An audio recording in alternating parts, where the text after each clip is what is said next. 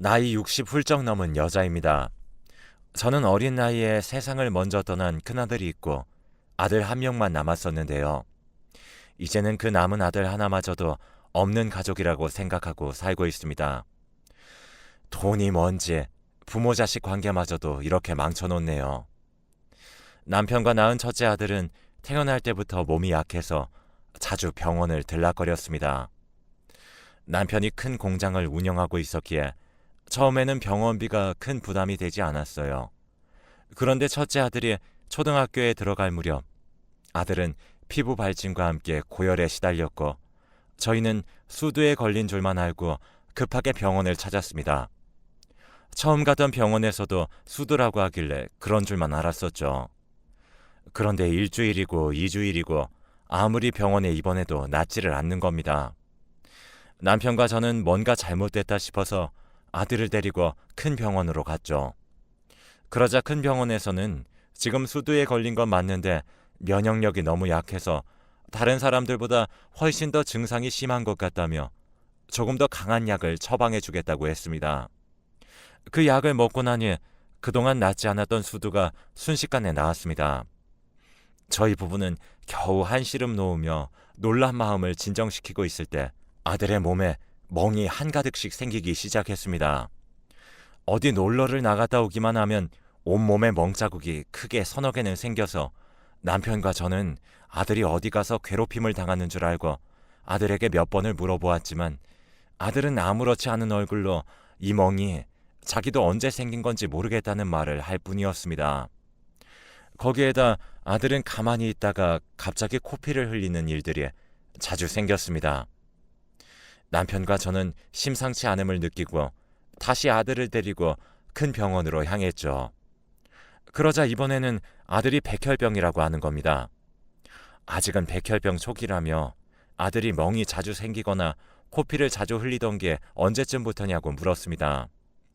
그런 일이 생긴 지는 얼마 안 됐다고 대답하자 의사는 굳어진 얼굴로 일단 자세한 검사를 해보자고 하더군요. 검사 결과는 급성 백혈병이었습니다. 증상이 나타나고 병이 진행되는 게 너무 빠르다며 검사 결과를 보니 급성으로 판정되어 아들은 곧바로 병원에 입원해야 했습니다. 저희는 어린이집에서 돌아올 시간이 다 된 둘째도 있었기 때문에 저는 병원에서 첫째 아들 옆에, 남편은 둘째 아들을 데리고 집에 가서 짐을 챙겨오기로 했습니다. 아들은 이게 무슨 상황인지도 모르고 오늘은 여기서 자는 거냐며 집에 가고 싶다고 어리광을 부렸습니다. 그 모습을 보는데 어린애가 무슨 잘못이라고 이렇게 큰 병을 주는 건지 하늘이 원망스러웠습니다. 아들이 골수 이식을 받지 못하면 몇 개월도 버티지 못할 수도 있다는 의사 선생님의 말에 남편과 제 골수가 맞는지 검사해 보았지만 불가능이었습니다. 둘째는 그런 수술을 시키기엔 너무 어려서 한참을 뒤로 밀어놓았는데 갈수록 말라가는 첫째를 보자 둘째도 혹시나 하는 마음에 검사를 받아봤지만 역시나였습니다. 그래서 익명의 골수 기부자를 기다리는데 기적같이 아들에게 골수를 이식해 주신다는 분이 나타났습니다. 저희는 너무 기쁜 마음에 드디어 아들이 살 수 있겠구나라는 희망을 가졌습니다. 수술을 일주일 앞두고 수술을 위한 준비에 들어갔습니다. 아들의 모세포를 죽이고 이식자분의 골수를 받아들일 준비를 하는 거였죠.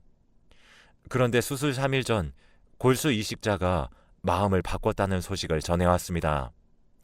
남편과 저는 세상이 무너져 내렸죠. 이미 수술을 위해 준비하고 있는 과정은 멈출 수가 없었고 골수 이식을 받지 못하면 저희 아들은 그대로 죽을 수밖에 없었습니다.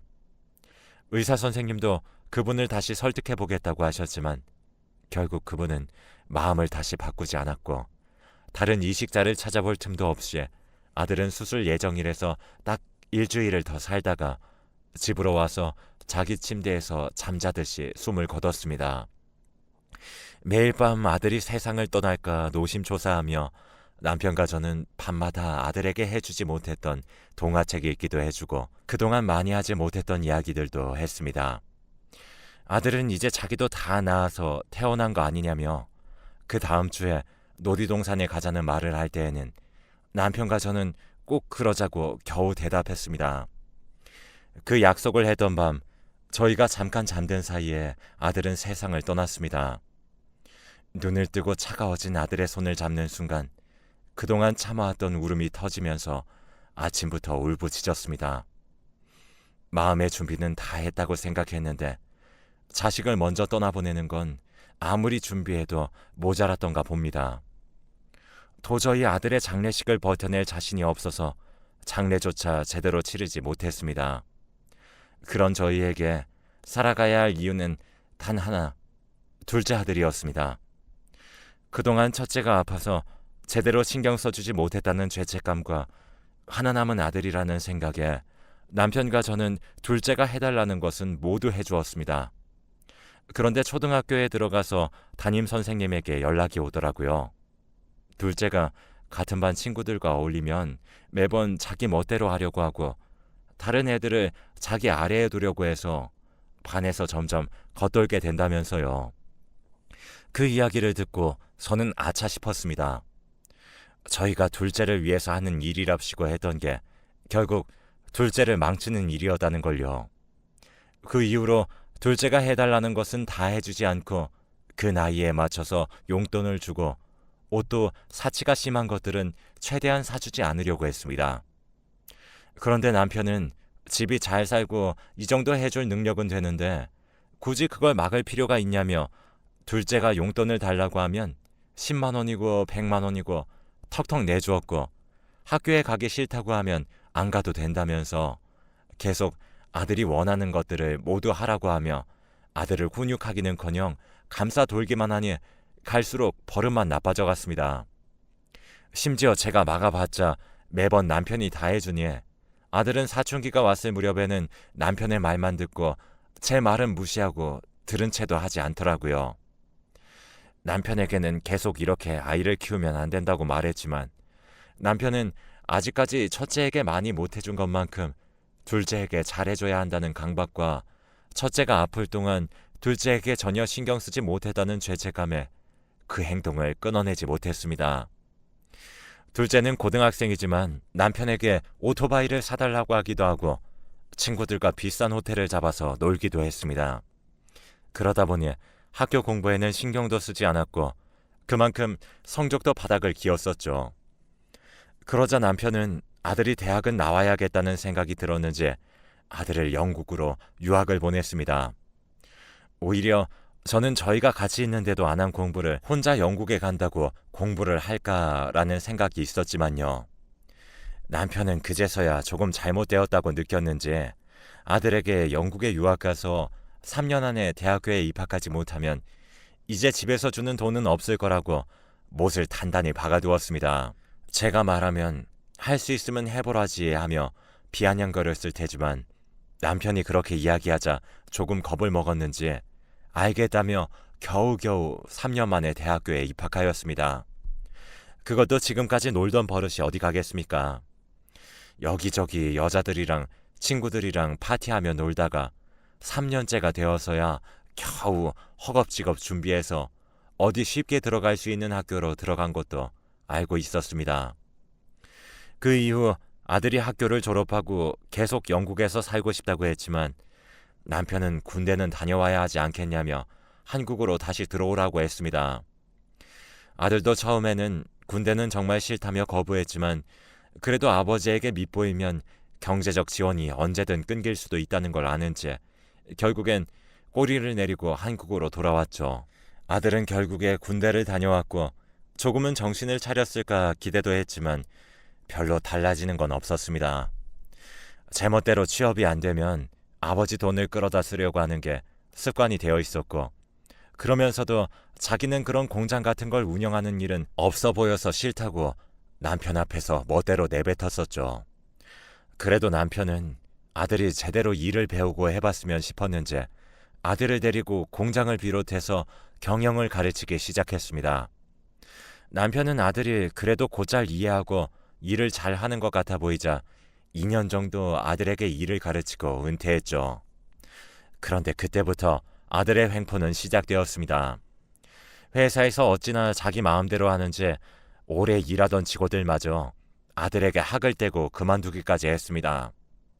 매번 사무실에서 일은 안 하고 여자며 친구들이며 불러들여 근무 시간에도 술을 퍼마시면서 회사 돈으로 술을 마시러 다니면서 격리부에는 알아서 메꾸라고 일주일에 한 번은 꼭 그랬다고 하니 직원들도 하나둘 회사가 망하기 얼마 남지 않았다고 생각하며 모두 퇴사하기 시작한 겁니다. 남편은 그 소식을 듣고 아들은 도저히 미래가 없다면서 저런 자식도 자식이라고 공장을 물려준 자신의 잘못이라며 공장을 모두 팔아넘기고 남은 돈의 대부분을 일하던 직원들에게 인센티브라는 명목으로 지급하고 다른 경영자에게 싸게 회사를 넘기는 대신에 일하던 직원들의 고용 승계까지 부탁하셨었죠. 단 한 사람 아들만 빼고요.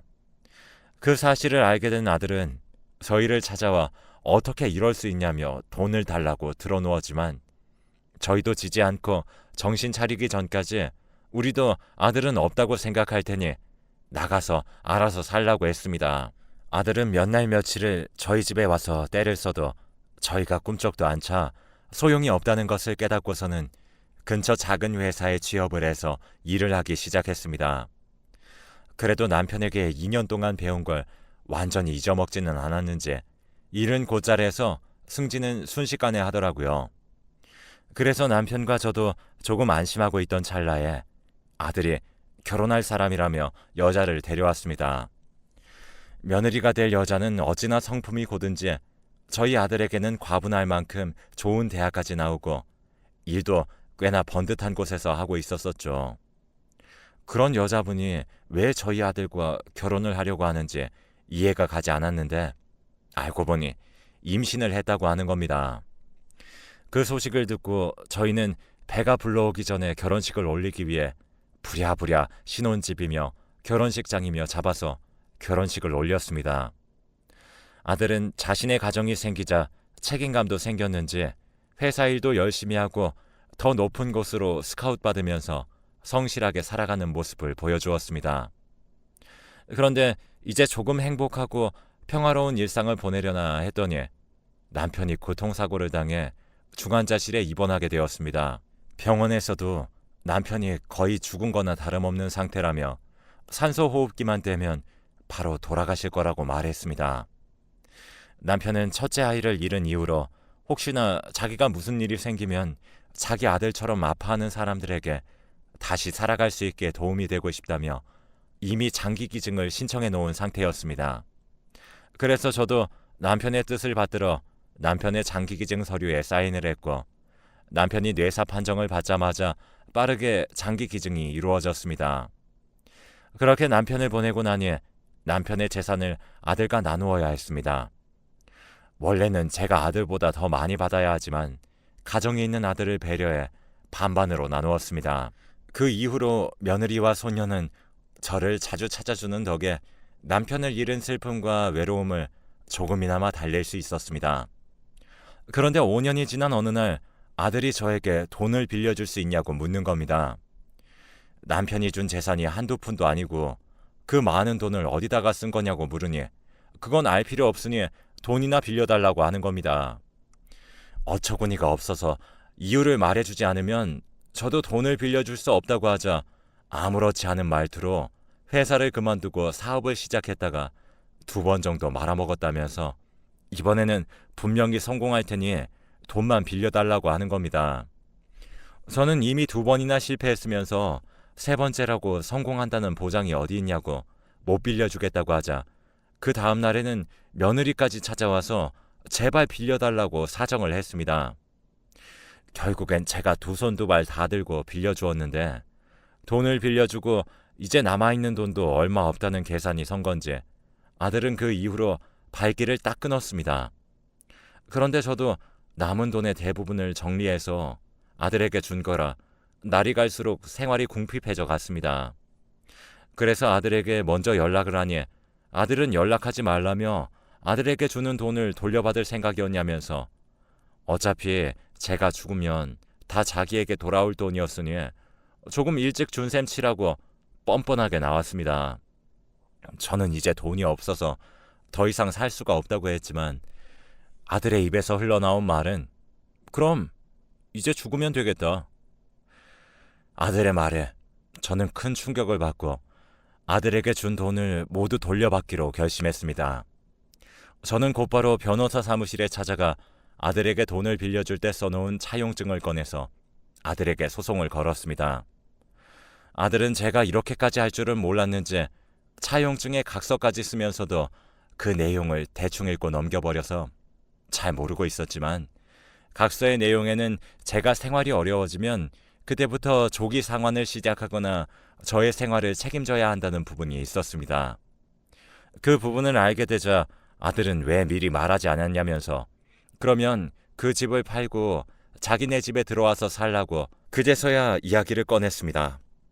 그 모습에 화가 절로 나서 그 집으로는 들어가고 싶지 않았지만 각서에 쓰인 조항 중에 하나를 자기가 지키겠다고 나오니 저로서는 별 수 없이 아들의 집으로 들어갔죠. 애초에 아들의 집에서 극진한 대우를 바라지도 않았었지만 저에게 정말 해도 해도 너무했습니다. 힘없는 노인이니 아들이나 며느리보다 훨씬 힘도 약해서 아들이나 며느리가 밀치면 밀치는 대로 밀려날 수밖에 없었습니다. 그러자 손녀도 저를 자기 아래로 보는지 저에게 이것저것 시켜 먹으려고 하더라고요. 그러던 어느 날 밤에 화장실을 가려는데 아들과 며느리가 조용히 안방에서 이야기하는 것을 엿들었습니다. 그 대화 내용을 듣고 오금이 저려 꼼짝도 못하고 그 자리에 돌처럼 굳었습니다. 그 내용은 제가 이제 나이도 있으니 어디 멀리 산골짜기에 두고 오면 여기까지 못 찾아오지 않겠냐면서 아니면 어디 연락도 안 되는 해외에 놀러 가는 척하면서 저를 두고 오자는 말을 주고받는 겁니다. 어떻게 자기 어미를 고려장까지 할 생각을 하더니 사람이라고 생각할 수가 없었습니다. 그날 이후 아들과 며느리는 저에게 살갑게 대하면서 어디 놀러 가고 싶으신 곳 없냐며 자기도 휴가 내서 어디 해외라도 다녀오자고 하는 모습에 저는 소름이 돋았지만 아무렇지 않은 척하며 좋아하는 척했습니다. 그리고 일주일 만에 어디 이름도 처음 들어오는 동남아의 도시로 여행을 떠났습니다. 저는 그저 즐거운 척, 신나는 척하면서 아들네 몰래 만반의 준비를 하고 떠났습니다. 그리고 아들과 며느리는 제 예상처럼 밤에 제가 잠이 든 사이에 제 옷까지 몇 개를 남겨두고 제 짐을 홀랑 모두 가지고 도망가 버렸습니다. 거기엔 제 여권도 있었죠. 하지만 저는 일부러 아들이 지져볼 짐에는 유효기간이 다 지난 여권을 넣어놓고 진짜 여권은 베개 밑에 돈 몇 푼과 함께 숨겨놓았습니다. 제가 잠들 때 음식에다 수면제라도 탄 건지 너무 깊이 잠들어 아들이 도망치는 소리도 듣지 못해서 아침에 정신을 차리자마자 헐레벌떡 베개 밑을 살펴보니 다행히 제가 숨겨둔 것들은 그대로 들어있더라고요. 그래서 저도 이를 갈며 곧바로 한국으로 돌아와 변호사 사무실로 찾아가 바로 소송을 걸었습니다. 하나는 제 돈을 돌려받기 위한 것이었고 하나는 노인을 해외로 버리고 온 죄를 묻기 위함이었죠. 아들은 고소장이 날아온 것을 보고 뒤늦게 제가 한국에 멀쩡하게 돌아왔다는 것을 깨닫고 며느리와 함께 전화며 메시지며 수백 통씩 연락을 시도했습니다.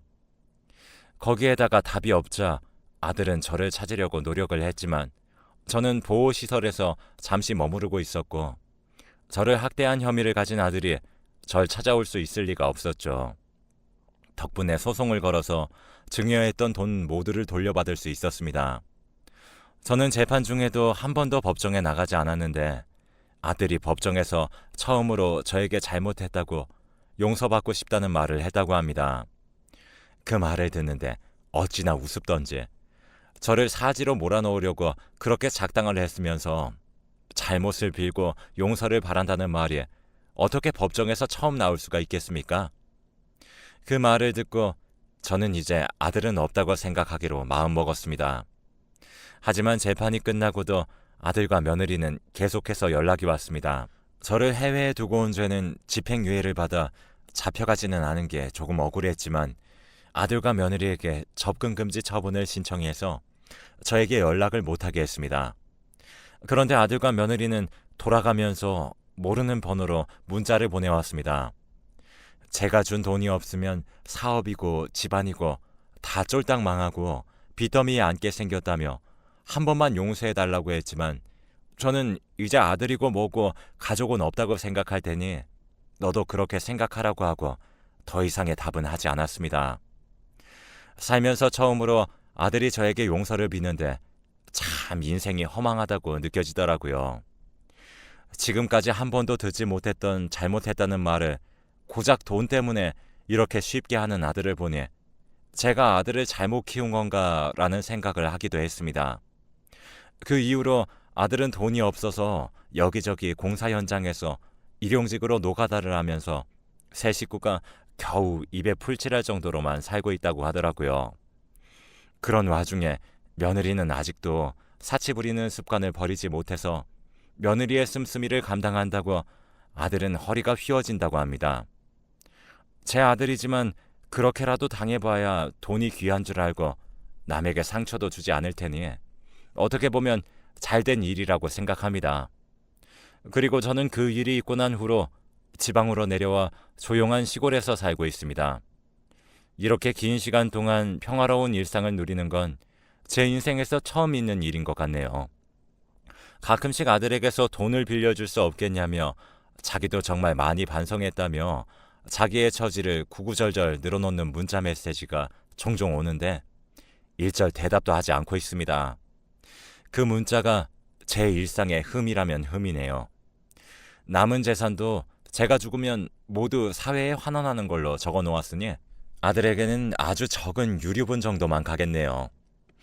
그 정도는 엄마로서 해주는 마지막 정으로 따로 다른 조치는 취해놓지 않았습니다.